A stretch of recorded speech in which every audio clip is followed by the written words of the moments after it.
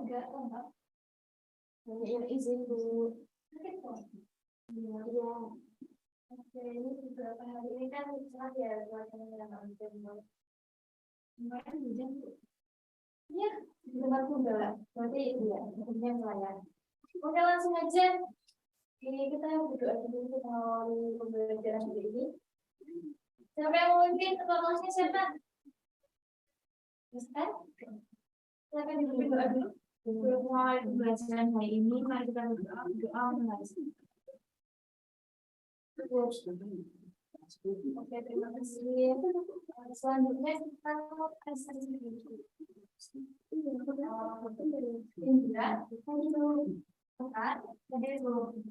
Wisnu, ya, hadir Bu. Nanti, hadir Bu. Anggur, hadir. Delia, hadir Bu. Oza, izin. Oke, berarti yang nggak ada 2 orang. Kita langsung lanjut ke hari ini kita mau mempelajari tentang pembangunan yang ada di ini. Kalau kalian dengar pembangunan di Indonesia itu gimana? Menurut kalian pembangunan di Indonesia itu gimana? Tidak merata. Tidak merata. Seperti apa tidak meratanya? Pusat di bawah. Terus yang daerah pinggiran itu seperti apa? Tapi sekarang udah dibangun.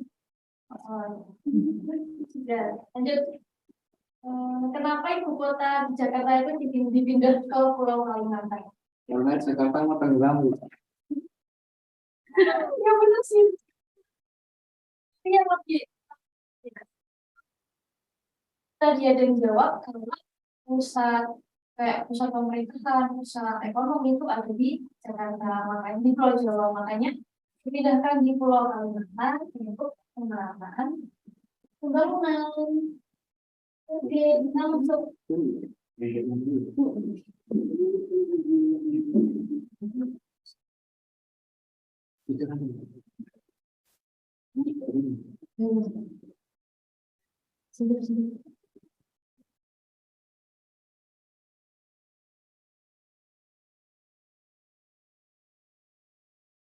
Hari ini kita mau belajar tentang pembangunan dan pertumbuhan wilayah.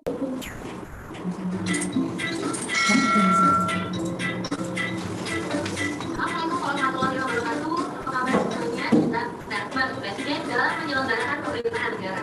Nah, PNA. Pada materi yang pertama kita akan membahas mengenai pembangunan wilayah.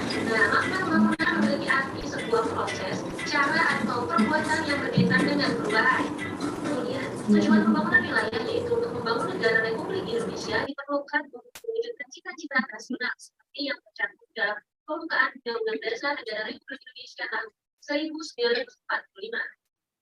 Kemudian pembangunan nasional adalah upaya yang dilaksanakan oleh semua komponen bangsa. Dari video tadi, apa itu pembangunan wilayah? Apa ya, Bu? Apa itu pembangunan wilayah? Jawabannya ada di sini. Jadi pembangunan wilayah itu adalah suatu pemanfaatan ruang wilayah dengan cara mengoptimalkan aktivitas serta fungsi wilayah tersebut untuk melakukan pengembangan potensi di wilayah tersebut. Oke, kita tunjuk. Jadi dalam pembangunan itu ada modal dasar kan. Di sini ada 2 modal dasarnya. Yang pertama SDM-nya yang berkualitas. Apa yang harus dilakukan pemerintah dan mungkin diri sendiri gitu ya, agar SDM di Indonesia itu berkualitas. Coba sebutin. 1. Sekolah. Ya, berarti pemerataan pendidikan. Selanjutnya adalah sumber daya alam yang melimpah. Dari sumber daya alam yang melimpah ini dapat menjadi pembangunan untuk Indonesia dengan catatan khusus harus memiliki pengelolaan yang baik. Nah, pengelolaan yang baik tadi didasarkan pada SDM yang harus berkualitas. Kita lanjut. Siapa pelaku perencanaan pembangunan wilayah?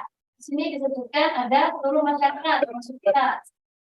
Selanjutnya adalah pemerintah pusat, provinsi, Pemkot, Pemkab, investor, pengusaha swasta dalam negeri, BUMN, BUMD, koperasi atau masyarakat umum. Lanjut. Nah, di sini ada teori Rostow. Teori Rostow ini dalam bukunya Roscoe ya judulnya The Stage of Economic tahun 71. Di sini tuh teorinya tuh mencetuskan teori pertumbuhan yang pada mulanya itu dikemukakan dalam artikel jurnalnya, kemudian ditulis dalam bukunya. Di sini ada 5 fase pembangunan ekonomi menurut Roscoe.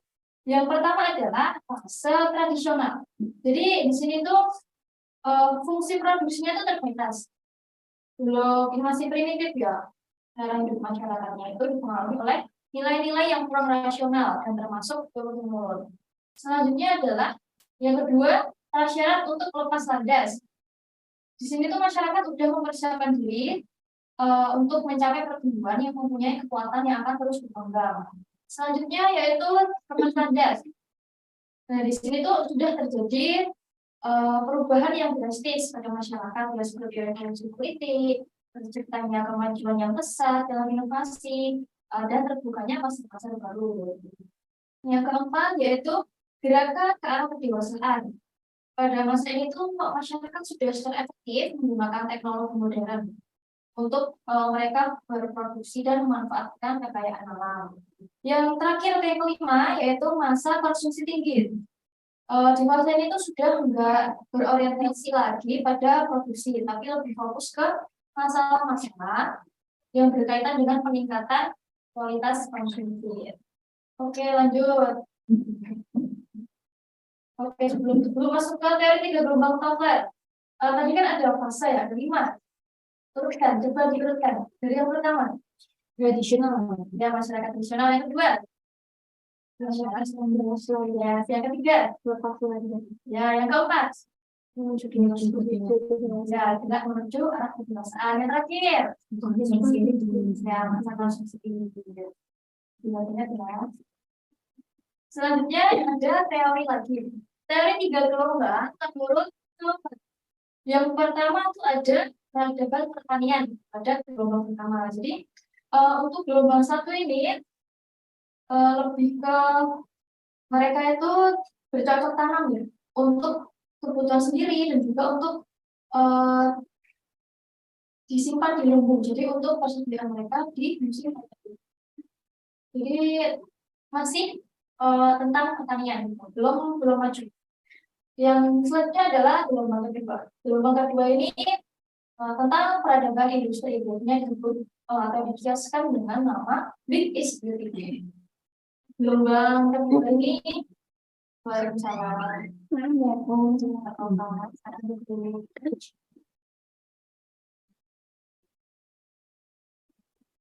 Oke, lanjut ya.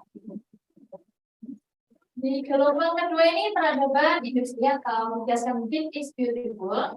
Di situ masyarakat sudah mulai menggunakan energi. Energinya itu dari minyak, terus gas. Kan mereka yang tidak bisa diperbarui. Kemudian sudah memiliki pendidikan dan media massa yang baik. Jadi pendidikan sama media massanya itu memegang peranan penting dalam kehidupan mereka yang ada di gelombang kedua ini. Yang ketiga adalah peradaban informasi di gelombang ketiga. Nah, di sini itu sudah benar-benar maju ya. Jadi mereka sudah menggunakan teknologi, informasi. Jadi kemajuan dari gelombang 1 dan gelombang 2. Lanjut.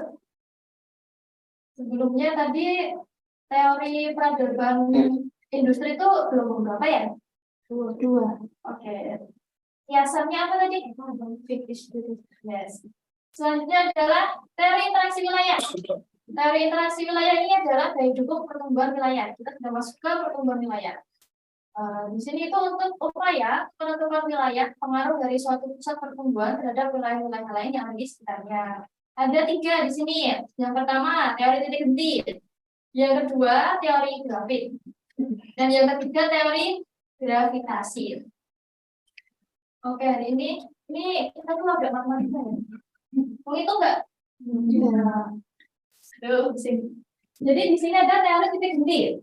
Nah, teori titik henti ini menggambarkan tentang perkiraan posisi garis batas yang memisahkan wilayah-wilayah perbatasan dari 2 kota atau berbeda jumlah dan komposisi penduduknya. Jadi rumusnya itu titik henti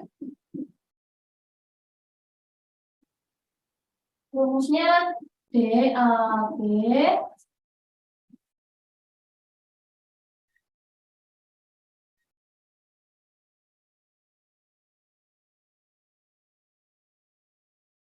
tapi tenang aja, kita nggak sampai jauh, kita nggak akan hitung.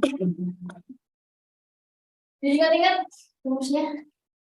Lanjut ke teori selanjutnya, yaitu teori grafik. Membandingkan jumlah kota atau daerah yang memiliki banyak rute jalan sebagai sarana penghubung kota-kota. Untuk menganalisis potensi kekuatan interaksi antar wilayah, ditinjau dari struktur jalan sebagai bagaimana transportasi. Rumusnya adalah ingat-ingat ya, di sini grafik dapat dilihat, jadi kita membandingkan jumlah kota ini dengan yang satu. Wilayah A dengan wilayah B. Oke, lanjut. Yang ketiga, yaitu teori gravitasi.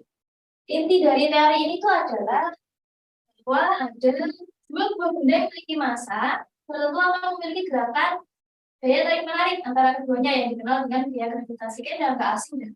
Di IPA juga ada toh gravitasi. Ya, oh ya, ya. Lanjut. Nah, perkembangan di setiap daerah itu berbeda-beda. Contohnya dengan ini, Pulau Jawa sama di Pulau Papua. Perkembangannya beda apa sama? Beda. Dari segi ini, coba dari ekonominya, lebih maju Jawa atau di Papua? Jawa. Kenapa? Pembangunannya lebih. Jadi ini ya, itu tadi yang disebutkan gimana SDM, tentang SDM. Jadi kalau SDM-nya berkualitas, maka perkembangan daerahnya pasti akan baik. Jadi mengapa perkembangan setiap daerah itu berbeda? Karena setiap daerah itu memiliki potensi yang berbeda-beda. Terus SDM-nya pun juga, karena pemerataan pendidikannya yang enggak lengkap, ada yang berpusat di Pulau Jawa, di Papua terpencil, maka SDM-nya juga kurang. Jadi daerah tersebut sulit berkembang, pengelolaan SDA-nya masih kurang karena SDM-nya kurang berkualitas. Kemudian sarana transportasi, kita bisa bandingin kok kayak di Kalimantan sama di lagi-lagi di Pulau Jawa karena semua berpusat di Pulau Jawa ya. Di Pulau Jawa kayak jalan-jalan kecil gitu aja ada motor, mobil. Kalau di Papua, di Kalimantan itu masih standar. Sarana transportasinya masih sangat-sangat minim. Maka ada ya kayak tinggal di daerah pedalaman, dia itu mau melahirkan, tapi ternyata tidak selamat karena apa? Karena sarana transportasi misal kendaraan dan juga jaringan jalannya itu tidak mendukung. Itu yang harus diperhatikan untuk perkembangan setiap daerah. Kemudian lokasi ya, itu tadi ya, terpencil dan berpusat di Pulau Jawa. Terpencil seperti di Papua, di pedalaman-pedalaman Kalimantan, yang di Pulau Jawa itu sangat-sangat sudah nanti. Oke, lanjut. Ini ada faktor yang mempengaruhi pertumbuhan wilayah. Ada 5 faktor di sini. Ada pertumbuhan ekonomi, ada laju pertumbuhan penduduk. Jadi makanya ya kalau punya anak tuh lebih baik aja, bukannya enggak punya anak punya rezeki itu sudah prinsip yang ya. Karena pertumbuhan penduduk yang sangat melonjak itu akan mempengaruhi sumber daya manusia, lapangan pekerjaan, dan pertumbuhan ekonominya akan menjadi menurun atau sulit. Jadi itu akan menjadi kemiskinan. Makanya di Indonesia tingkat kemiskinan itu sangat tinggi, bisa dicek di BPS ya. Selanjutnya adalah perkembangan pemukiman. Kemudian tingkat pendidikan dan pengetahuan masyarakat. Nah ini tingkat pendidikan di Indonesia, pemerataan pendidikan yang tadi itu masih sangat-sangat belum rata. Apalagi kita ada daerah 3T, tertinggal, terpencil, dan terbelakang. Itu yang harus diperhatikan. Itu benar-benar pembangunan yang belum merata. Karena apa? Infrastruktur mereka seperti di daerah konflik ya, di Papua, di pinggiran. Mereka sekolah pun pas-pas untuk tidak tenang gitu. Karena apa? Di sana pun bahaya daerahnya, gedung-gedung sekolahnya sangat-sangat tidak mendukung, terus tenaga pendidikannya juga kurang.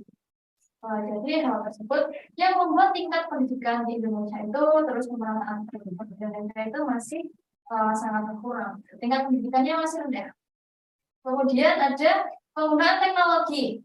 Kita kan di ini ya di masa yang sudah modern, di mana-mana teknologi. Sekarang ini kita pakai teknologi, semuanya teknologi, itu layar juga teknologi gitu ya. Tapi ada yang menyebabkan ini pembangunan tidak merata itu karena teknologi itu hanya berpusat di kita di Pulau Jawa aja, kayak di Papua, Kalimantan, pedalaman gitu. Mereka masih belum melek teknologi. Oke, lanjut. Nah, di sini ada fungsi pusat pertumbuhan wilayah. Jadi, fungsi dari pusat pertumbuhan wilayah itu yang pertama, memudahkan dalam pengambilan kebijakan terhadap pembangunan wilayah. Mau diberikan insentif atau apa untuk memajukan pertumbuhan wilayah. Kemudian memantau perkembangan wilayah dan juga pemerataan pembangunan. Yang paling penting adalah pemerataan pembangunan secara infrastruktur, terus jalan-jalan juga nanti sama-sama berkurang. Di Indonesia ya. Lanjut. Ini ada pengaruh pusat pertumbuhan yang berkembang di suatu wilayah. Pengaruh pusat pertumbuhan ada 3. Yang pertama adalah pemusatan SDM. Pemusatan SDM. Jadi misal di suatu wilayah tuh ada sebuah lapangan pekerjaan, misal proyek besar gitu. Dia kan menarik banyak tenaga kerja dari luar kota.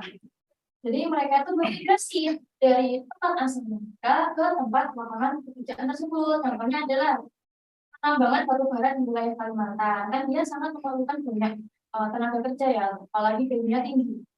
Jadi orang ya rela gimana caranya biar keterima kerja di BUMN tersebut. Karena apa? Minat gajinya tinggi.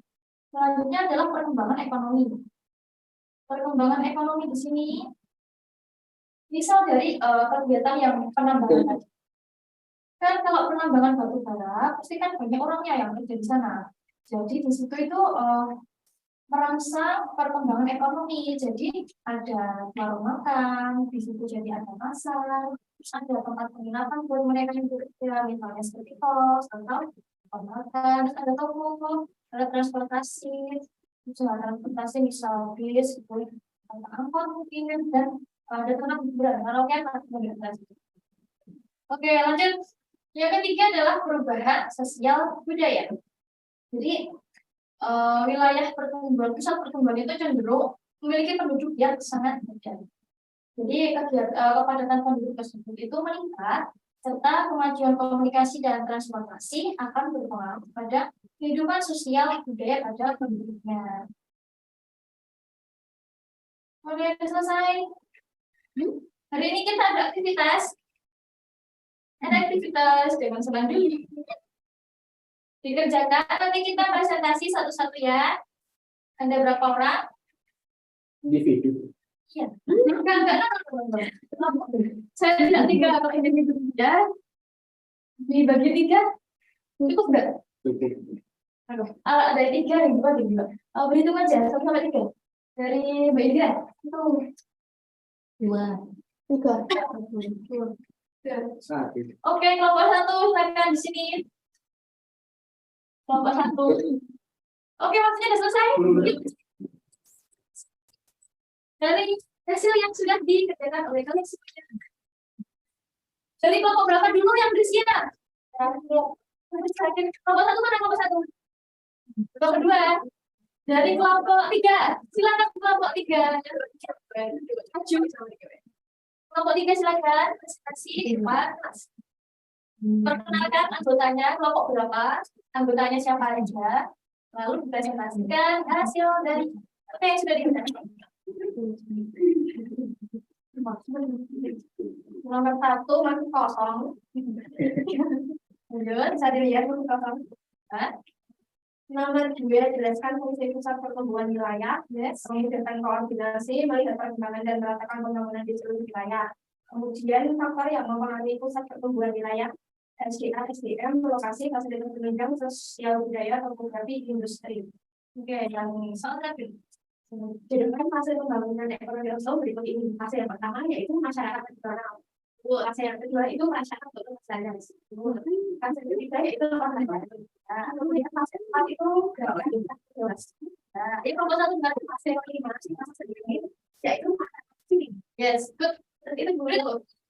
Kelompok tiga. Lanjut kelompok dua apa kelompok satu dulu? Kelompok satu gitu ya sih. Kelompok dua yuk, sekarang sama orang deh.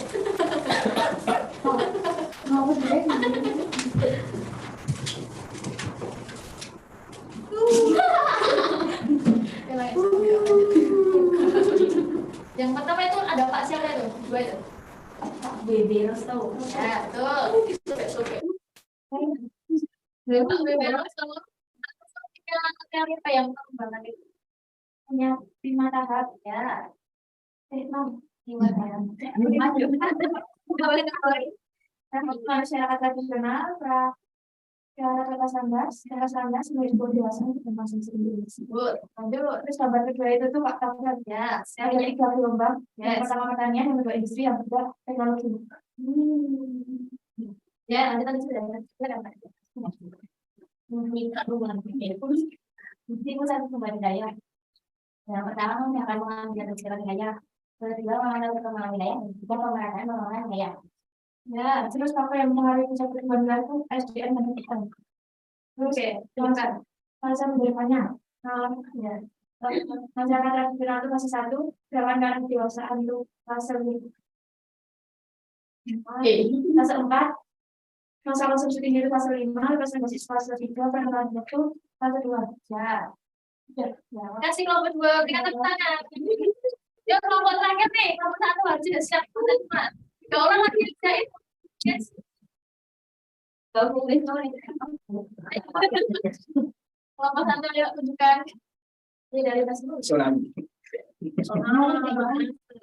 Indonesia. Akan dimulai. Nah, Bapak silakan Industri. ya, tahu perkembangannya punya 5 tahap teori ya. Yang pertama itu ada masyarakat tradisional, yang kedua ada persiapan lepas landas, yang ketiga ada lepas landas, yang keempat bergerak menuju kedewasaan, dan yang kelima konsumsi tingkat tinggi. Nah, kedua siapa itu? Cover. Ya, Pak Tafur punya teori apa? Yang pertama pada pertanian, yang kedua industri, dan yang ketiga ini informasi. Informasi. Ya, informasi itu. Soal nomor 2, fungsi pusat perkembangan wilayah. Yang pertama memudahkan dalam pengambilan kebijakan terhadap pembangunan. Kedua memantau perkembangan wilayah. Tiga perataan pembangunan wilayah. Kemudian soal nomor 3 ini faktor yang mengaruhi pusat perkembangan. Pertama lokasi, sumber daya alam, sumber daya manusia, demografi, fasilitas penunjang, industri, kemudian sosial budaya. Oke, yang menjadi kan industri kan juga. Menjarum. Ya, oke. Akan duduk di tepuk tangan sama-sama. Yang kedua lagi Pak siapa? Pak Tafur peradabannya yang pertama peradaban. Pertanian. Yang kedua Industri. Yang ketiga Informasi. kelompok 2 tadi apa? Teknologi. Ya salah, yang benar informasi ya. Oke, kan sudah mengerjakan hari ini pulang belum, sudah berpresentasi, kita sudah berdiskusi dan angka medianya dikumpulin ya, soalnya pelayanan jadi nggak selalu apa kumpulin sini. Oke,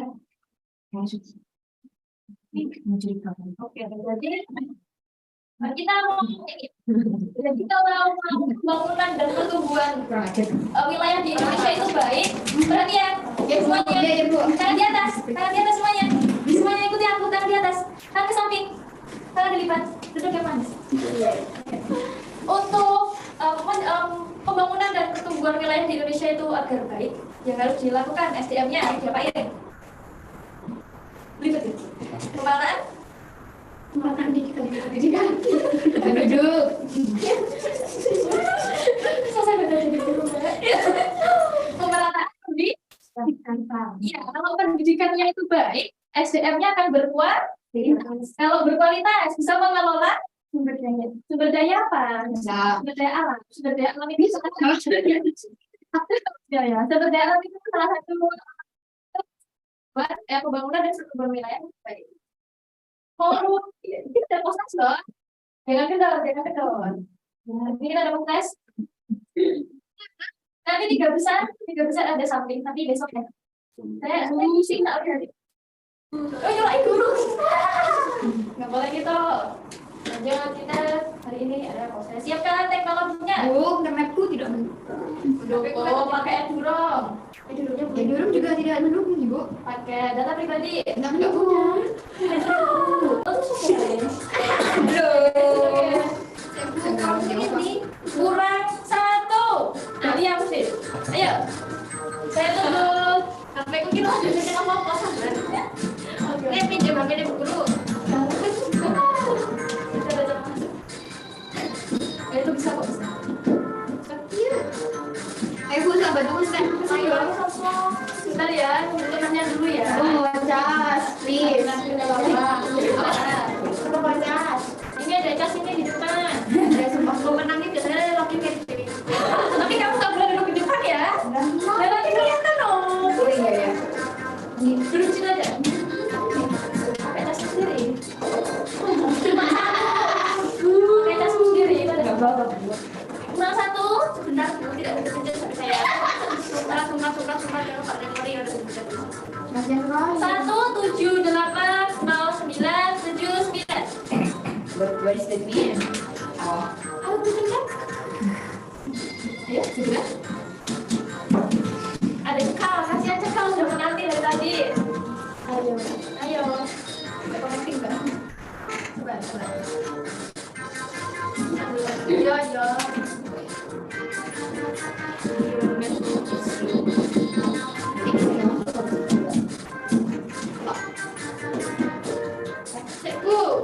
Oke. Oh iya, tadi kan kita ada rumus ya. Ada teori yang ada rumusnya, titik grafis salah satunya apa? Atau jatuh apa grafis? Ya. Karena hari ini kita nggak ngitung, minggu depan kita belajar ngitung. Oke. Minggu depan minggu tengah. Ya masa mana gitu? Aku ramen gue, nanti gabung ya, nggak tak gembok. Oke, dimulai. Start. Sudah bapak-bapak menegakkan. Ya 5%. Oke, soal pertama garis 10. Nah, yang itu tadi rumusnya, itu rumus apa? Kelihatan sekali. Sangatlah mudah. Oh, belum ada detik. Sekarang 20 detik ya. Oke, grafik 8. Kita next. Laila memimpin. Lanjut. Soal kedua. Entities. Ini tuh cepat bergone. Ini nggak usah jawab kemarin loh. Kali. Oh benar. Ya, keren. Paham semua ya. Jadi Mahkamah Agung enggak ya? Kita lebih ke pemerintah. Sebenarnya Mahkamah juga pemerintah sih, tapi kita lebih ke Oke, cekal pemimpin, pertahankan. Lanjut, fungsi pusat pertumbuhan wilayah. Fungsi. Fungsi. Mbak Dunia coba lagi ya, nggak apa ya. Semangat. Baru soal nomor 3. Sampai ini saya jawab dengan perkembangan. Ya benar. Kurang ajar. Yang benar pembangunan ya, lanjut. Oke, cekal turun. Lanjut soal nomor. Nah, harus hafal sih kan tadi udah dijelasin udah berarti. Fase keberapa? Salah. Ya, ada fase ketiga. Yang benar fase ketiga. Lanjut. Oh ini, Dir masih memimpin. Kita lanjut. Need to evolve. Jadi perkembangan daerah itu berbeda, itu dipengaruhi oleh SDM, vokasi, sarana transportasi itu benar apa salah? True. Nah, good. Dia masih memimpin. teori 3 gelombang. Yang termasuk teori 3 gelombang. Nah, silakan dikerjakan. Teori 3 gelombang. Apakah batas ya, Bu? Ya. Ada yang jam komunikasi, ada yang jam teknologi, ada yang jam Kamu pasti. yang benar peradaban informasi ya. Iya. Lanjut. Berada. Banget. Apa Laila? Aku ramu nggak Apa dewe? Kita lanjut soal nomor 7. Modal dasar pembangunan SDM yang berkualitas. Nah, untuk mewujudkan hal tersebut itu harus dilakukan apa?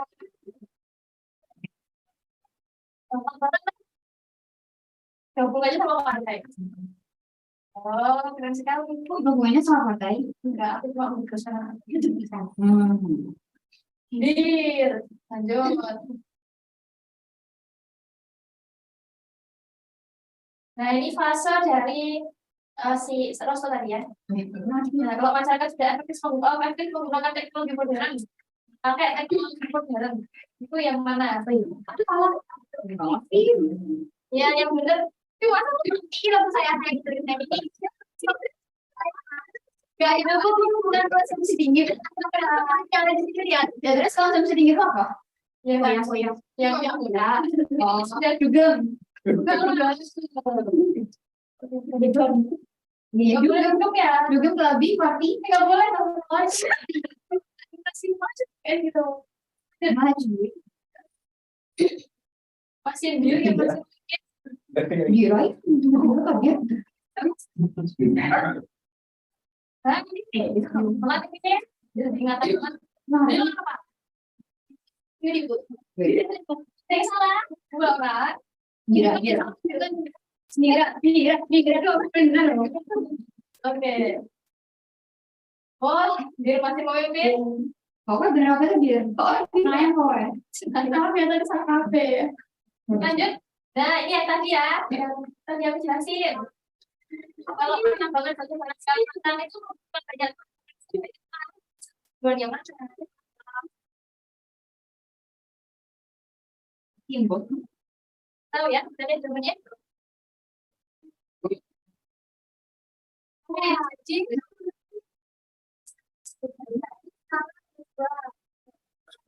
oke, kita lihat skor akhirnya. Ya. Gue cepat. Dir. Oh, dir tuh. Yo,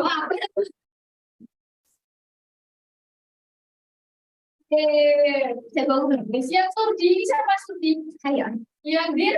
Ya. Oke, tunggu besok Rabu. Ada something for you. Oke, karena sudah poster, sudah belajar banyak hari ini, terus sudah mengerjakan tugas, pasti sudah ada ilmu yang masuk ke kalian. Semoga bermanfaat untuk kedepannya. Kita tutup pertemuan hari ini, siang ini. Besok minggu depan masih ada satu pertemuan, kita belajar menghitung, sama ada kisi-kisi buat kelas. Oke, silakan ditutup dengan doa. Tadi coba ya, sekarang baca aja deh mana tadi. Silakan tutup. Untuk mengenai pembelajaran hari ini, berdoa mulai. Pada ibu guru. Nah, terima kasih banyak teman-temannya. Assalamualaikum warahmatullahi wabarakatuh.